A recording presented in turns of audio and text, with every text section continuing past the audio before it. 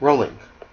Hi guys, this is David Scher, and we're talking about Precalculus Math 111, and we're doing exponential supply and demand, and this part of it is equilibrium. Now, so just to go back over the problem once more, we have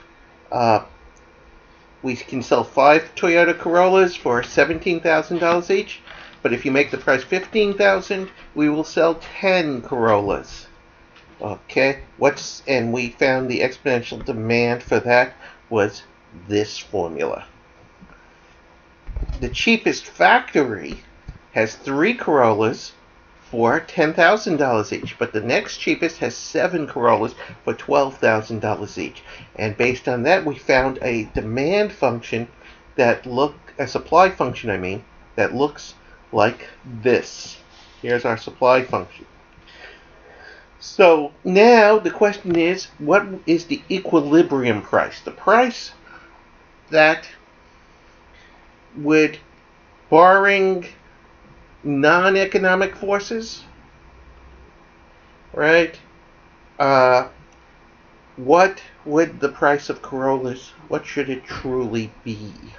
Okay, it should be in the range from 10,000 to 20,000, right? Those are the numbers where we've been giving it. Okay, what we do is we take our demand function that we got in the first part, we take the supply function we got and set them equal to each other, and then we solve for the equilibrium price. So I divide both sides by this number times that number, or that expression. And what will happen is all the prices will be on one side. That's always our first set. I'm going to take, so that gives me 1810. This part cancels here, right? I can go, let's put a little red line through that to show that it cancels. So this part will cancel right here, and these two will cancel like that. And what I'm going to end up with is 18,000 divided by 0.000055 equals 2 guys to the p. But remember, when we divide or multiply two bases to the same power, we can factor out the power and just take the division of the two bases to the p. Now, the problem is my number I'm looking for is in an exponent. But that's why one of the things that ln does for us, log or ln, right? I can take, that's the natural log. I can log both sides. So that gives me the log of the left side, which is in parentheses, and the log of the right side, sorry about that, times p. So now I can divide both sides by this number, and let me move my face here.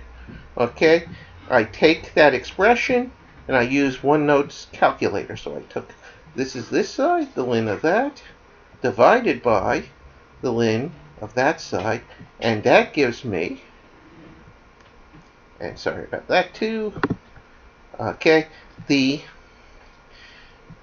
$12,434.06. I could plus a lot more decimal places. Now I could round this, but with exponentials, rounding is a little dangerous. So I'm going to keep all those digits, so I don't have to worry.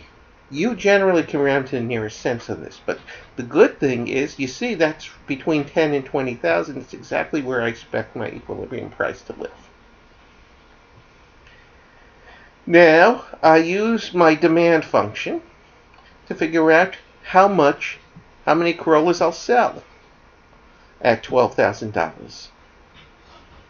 And according to this, at $12,000, I'll sell about 24 Corollas in a third. Now these are average, so some months I might sell more than 24. Some months I'll sell less. I'll sell 25 or so. More often I'll sell about 24. It might even be some months. This will be an average thing. So don't worry about the fact that it's 24 and a third Corollas. No one's selling thirds of a Corolla. Now, the question, of course, is, with all of this complicated math, did I get this right? So what I'm going to do is, if the supply function also gives me the same answer, then there's a good chance I got it right, assuming I copied both these functions correctly. Right? That's the one thing. So watch out.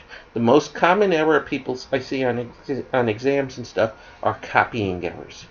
So here we have the supply function with the same price, and I get the same quantity. So that's a huge check right there. And that is how you do equilibrium with exponential functions.